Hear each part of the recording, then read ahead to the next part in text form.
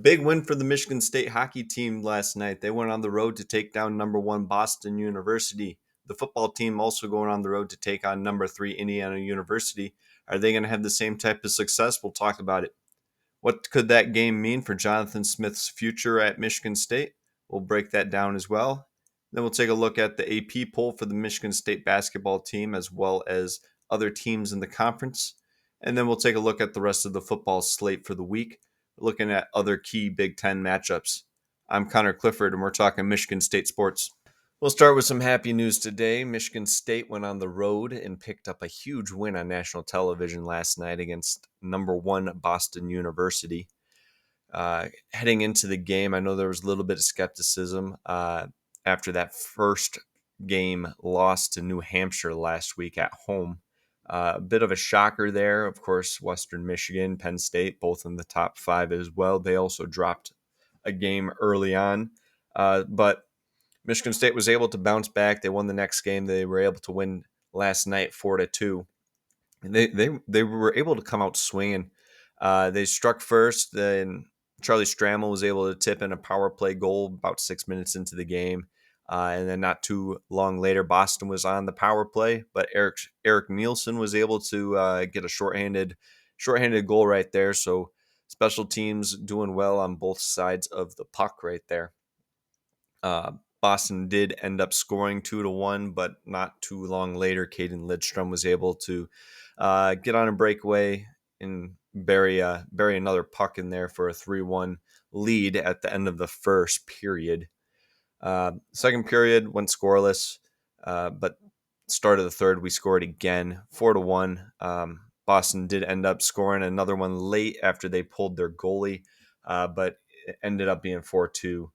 So with that, Michigan State's now 2-1. Start of the season. If you were to tell me that we were 2-1 at this point, I would have assumed that we lost this opening game to Boston rather than that New Hampshire game. But it's good to see that the team has fought back after that early loss. This team is talented. I believe there's 15 players on the team that have signed with NHL teams.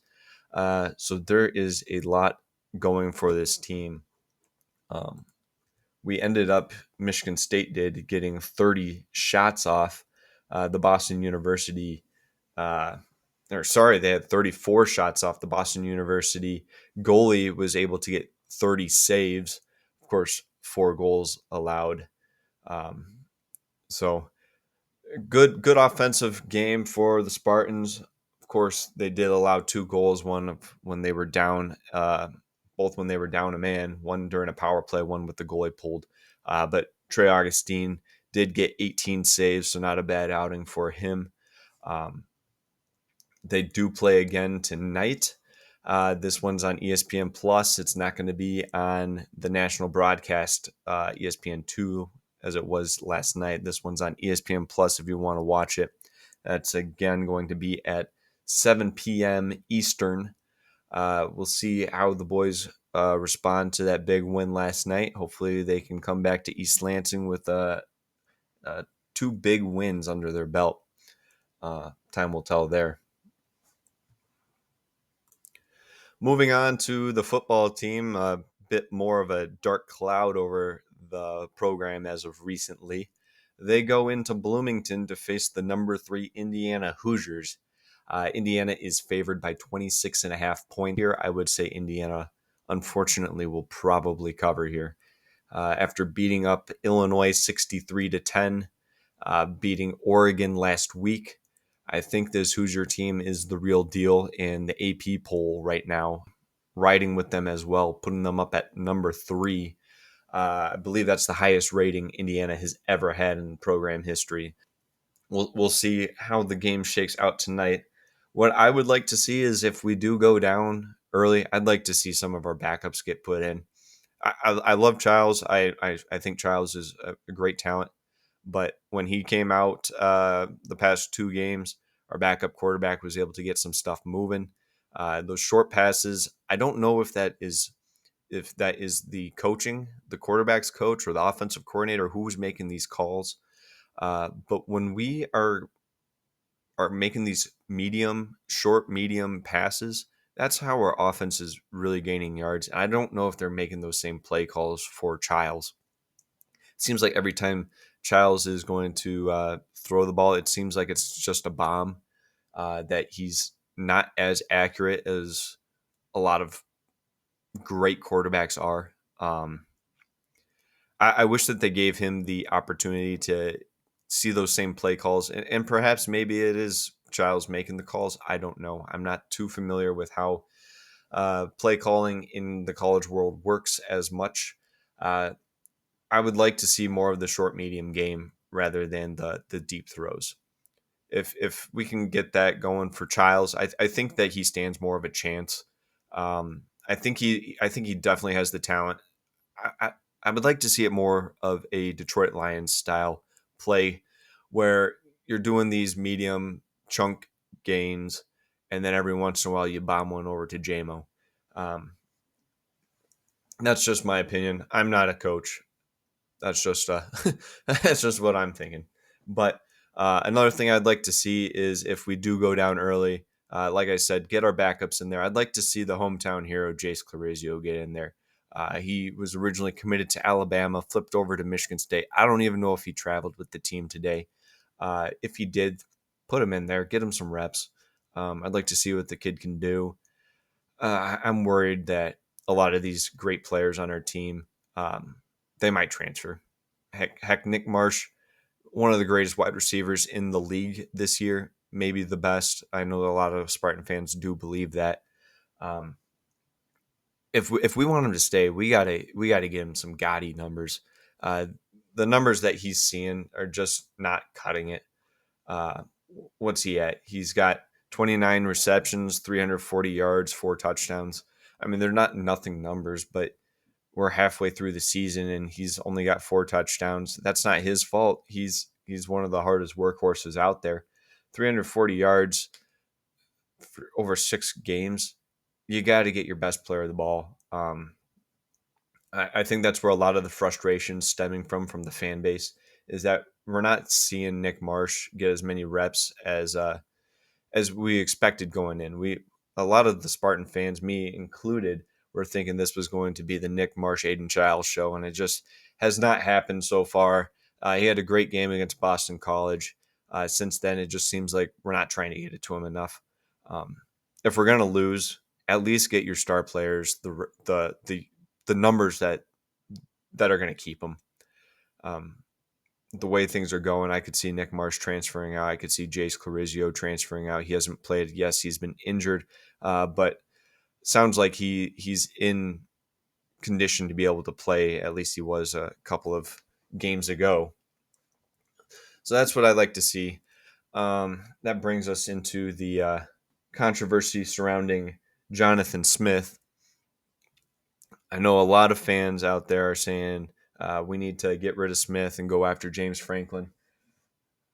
To be honest with you, I don't know if James Franklin's going to want to come to Michigan State. Yes, we're a big program, but this coaching carousel, UCLA has an open position. Florida is probably going to have an open position. Virginia Tech's probably going to have an open position. There's a lot of other big name programs that are going to be going after James Franklin. Heck, he might not even want to coach. He just got bought out for $50 million. If he wants to take a rest and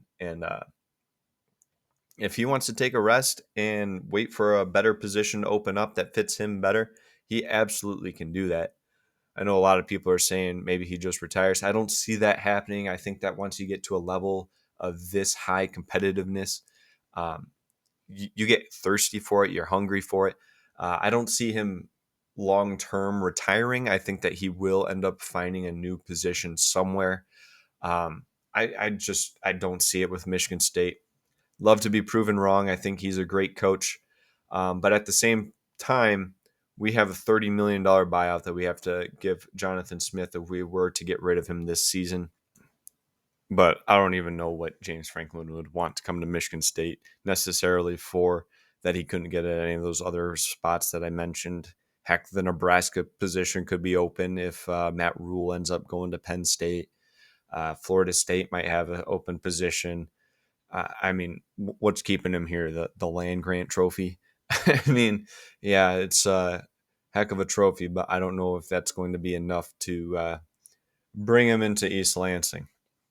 I mean, that we might not even have the open position. I mean, $30 million buyout for Jonathan Smith. I don't think that that's going to happen. Even if it did, if we got $30 million lying around, I'd rather us put that $30 million towards NIL. We can get some top talent uh, in here. We can compete with some of the big programs, the Michigans, the Ohio States. Uh, if we can put that money towards NIL, I think that then there's more of an obvious distinction is this coach going to work out long term? What I don't want is this revolving door of coaches coming in. Um, After D'Antonio, of course, Mel Tucker came in. He was uh, good for one season, then disaster, then controversy. Uh, Horrible. 2 years though. Jonathan Smith coming in. This is his second year, and people are already calling for his head. Yes, I understand that the program is not what it used to be under the D'Antonio years. I think that the program should be at that level. I think that it can be at that level.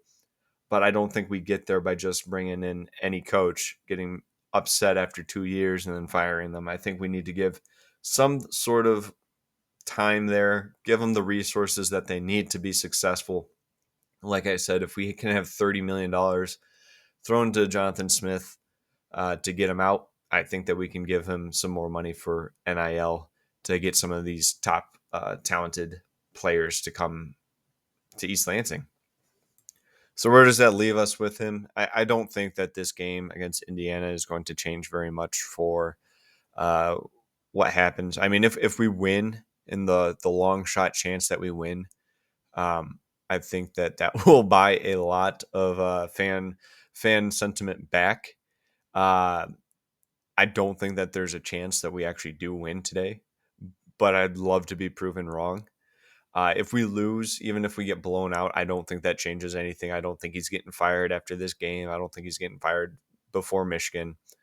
I do think that the Michigan game will probably determine his future. If he wins against Michigan, I don't think there's any way that we fire him this year. If he loses close to Michigan, I don't think that we fire him this year. I think he gets he'll have another year or let his buyout drop down further. If he gets blown out by Michigan, I don't think that he will be the coach by the end of the season. I think that the fan pressure will be too much, and Michigan State will have to get rid of him. If the score is similar to what we saw with the UCLA game against Michigan, I think I don't think Jonathan Smith will be the coach at the end of the season. Um, Time will tell. I really hope that we do win today. I'm never going to root against our Spartans. I know I've seen a lot of comments online saying I hope we just lose out so we can get rid of him. I'm never going to think that. I always want our team to win. I will never root against our team, but I'm also a realist. I don't think we're going to win this one, but we'll see. That game, of course, is on Peacock, 3:30 Eastern. Um, we'll see what happens. Moving into basketball, a bright spot for the school.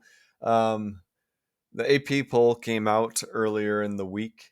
Michigan State was rated 22. I'm going to be completely honest. I think that is pretty low for what we are bringing in. I don't understand all these preseason uh, journalists saying, "Oh, Michigan State's going to be middle of the pack in the Big Ten, seventh place in the Big Ten." You know, I really think that this Spartan team on paper is better than it was last year on paper. Granted, we did not know that Jace Richardson was going to do what he did in the second half of the season. And that is a big loss. Losing Akins is a big loss. Losing all the seniors is a big loss. But we're still bringing back Cohen Carr, Jackson Kohler, Carson Cooper, Jeremy Fears. I mean, we got a lot of talent coming back here. I think that Jeremy Fears was our best point guard last year. There's the argument for Trey Holloman. Of course, Trey left. But I think Fears overall was the better point guard. Not necessarily the better shooter, but the better point guard. And I do think that he's going to step up tremendously in a leadership role to really put some fire into the team. The way that we've seen some of these old school Izzo teams do. I think last year was it looked like an old school Izzo team. Now, to be completely fair, the first season I remember watching was 2007, 2008 team. I don't know anything before that. I was too young. I don't remember anything there. But that team last year reminded me of the '07 through the 2015 teams, the ones that had the fight, the ones that were going to the floor to try and get any rebound they could, any steal that they could. I think Jeremy Fears is that guy to lead us here for this next team. Um, I mean, we saw Jackson Kohler go off on games. We saw Carson Cooper go off on games. Of course, Cohen Carr doing his thing. And then we're also bringing in a lot of good talent this year. I don't think that 22 is a fair estimate for us. I think that we should be closer to the 15 range. I think that we're going to be better than Illinois, who's at 17. I think that we're going to be better than UCLA, who's at 12. But at the same time, I think Tom Izzo is better off when we're underrated to start the year. I think that's the chip on the shoulder that he's able to light a fire under the players. So who knows whether that's going to happen. Looking at some of the other teams, Purdue at number one, I think that's a fair spot for them. They're bringing back Braden Smith. Um, they are going to be a phenomenal team. They should be the favorite to win the Big Ten. I know I just said that MSU is going to be good. I don't think we should be the favorite. I think there's a decent chance that we do win the Big Ten. But Purdue should be the favorite. Houston right underneath them. I think they also have an argument at number one. I would have personally put Houston at number one, Purdue at two, but I think that this is a fair spot for them. Michigan at seven. Michigan is bringing in a lot of talent, but we haven't seen anything that really shows that they can work together. I think seven's way too high for them. I think that they should be towards the 20s rather than a top 10 team. They did have a scrimmage yesterday, and I'm not going to put too much into this because it is a scrimmage. They played Cincinnati. They ended up losing, I think, by two. Yeah, 100-98. Uh, they did not shoot very well from the three. They were 9 of 32, looking like us last year for most of the season. So I don't know. Yaxel did have a decent game. He had 31 points. Sounded like there was a lot of free throws. Cincinnati had 35 free throws and Michigan had 48 free throws. So that was just a brutal game when you look at game flow. Probably not a very entertaining game to watch, but they did end up losing that game. Again, it's an exhibition game. It doesn't matter. They might not have even been playing all their players, so I'm not going to put too much weight into that. But I do think that number seven for them is way too high. UCLA, as I mentioned, is at 12. Illinois is at 17. Both those teams, I think, are good.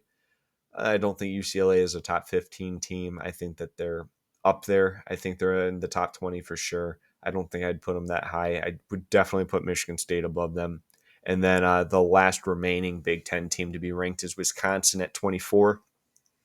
Greg Gard back with another team.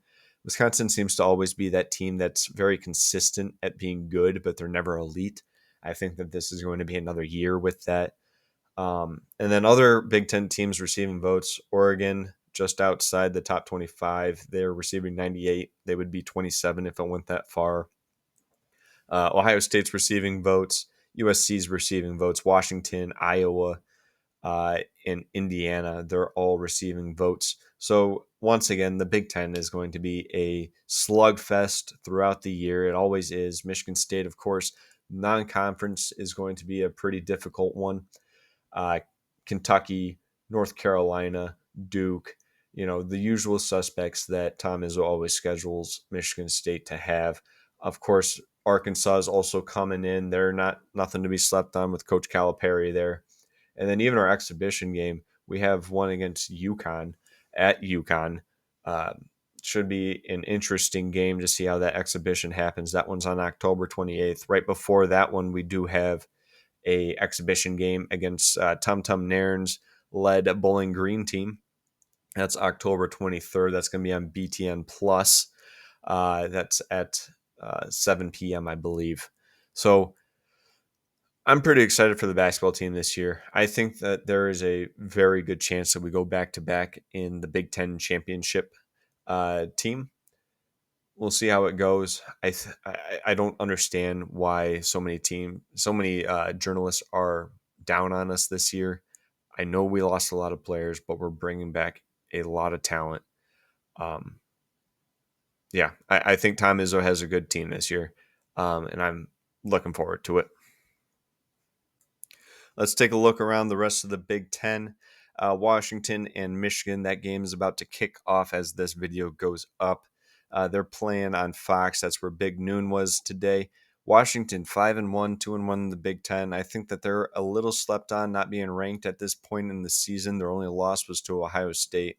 They blew the shutters off of Washington State uh, at Washington State, whereas Ole Miss ranked what are they now? Number 3, number 4. Indiana's 3, so they're probably 4. Ole Miss only beat Washington State by 3 at home. I think this Washington team's good. Do I think that they're good enough to beat Michigan? I think there's a possibility. Yes, right now the spread is Michigan by 4.5, but these Pacific times change to the East Coast time change. They've been brutal for everyone. I think that's going to be too much. Unfortunately, I think Michigan's going to hold off Washington here. I'd love to be proven wrong on that one, but unfortunately, I think Michigan's going to beat Washington. Later in the day, Purdue is playing Northwestern. Northwestern not looking too bad on the season. They're 2-1 in the Big Ten, 4-2. Not good, not great, but not bad either. Purdue, possibly the worst team in the Big Ten. We might be the worst team in the Big Ten. Wisconsin might be the worst team in the Big Ten. I think it's the battle between those three. I think Northwestern's going to end up winning that. They're favored by 3.5. A half hour later, Ohio State and Wisconsin will be kicking off. That game's in Wisconsin. Ohio State is favored by 25.5 points. This Wisconsin team, being a person that lives in Madison himself, there is just no fans here that have any confidence in this Wisconsin team. I don't think this is going to be close. I think Ohio State rolls through Madison. At the same time, our game versus Indiana, I already told you my thoughts. Indiana's favored by 27.5 points. I think Indiana's gonna cover on this one. Unfortunately, we won't go too far into that one. Later in the day, Oregon, number 8, plays Rutgers at Rutgers. Oregon's favored by 17.5. This Oregon team is just great. Their only losses to Indiana. They're 5-1, 2-1 in the Big Ten. Rutgers 3-3, 0-3 in the Big Ten. I would have to go with Oregon on this one. I think that they're going to beat Rutgers handily. Half hour after that one, Penn State's playing at Iowa. Penn State just on an absolute downfall. We'll see if firing their coach James Franklin is going to put any fire in this team. They are 3-3, but 0-3 in the Big Ten. Iowa 4-2, 2-1 in the Big Ten. Iowa's favored by 3.5. I think with the home field advantage plus Penn State's torrential decline, I'm going to go with the Hawkeyes on this one. At the same time, Maryland will be playing at UCLA. Maryland 4-2, 1-2 in the Big Ten. UCLA 2-4, 2-1 in the Big Ten after they just beat us. Right before that, they beat Penn State. This UCLA team, I think, is better than what we initially thought after they went 0-4, including losing to, 2 or 3 Mountain West teams. I think this UCLA team, for whatever reason, firing their coach did light the fire under their players. They're favored by 3.5 in this. This is another one where the East Coast team's traveling to the Pacific. I think UCLA will win this one against Maryland, but I think that this might actually be the best game of the week. Other than possibly this one where USC is playing at Notre Dame. Notre Dame is favored by 10.5. USC coming off that win against Michigan. Of course, they beat us when we were out in California as well. Should be a good game. I think USC might be able to pull this one off. Notre Dame 4-2. They started off 0-2. They're now 4-0 in their last 4. I think this will be a close game. I think USC might actually take this one. I'm going to take the Trojans. And then last night, Nebraska ranked number 25. They went on the road to Minnesota. Uh, Dylan Raiola of Nebraska got sacked 9 times, and they ended up losing 24-6.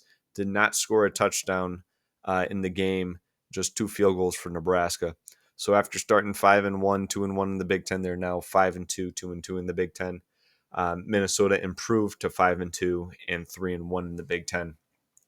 So that's going to wrap up today's show. Hopefully, the Spartans can surprise us, at least me. If you're more optimistic, then all the power to you. But hopefully, the Spartans can surprise me today. And always go green.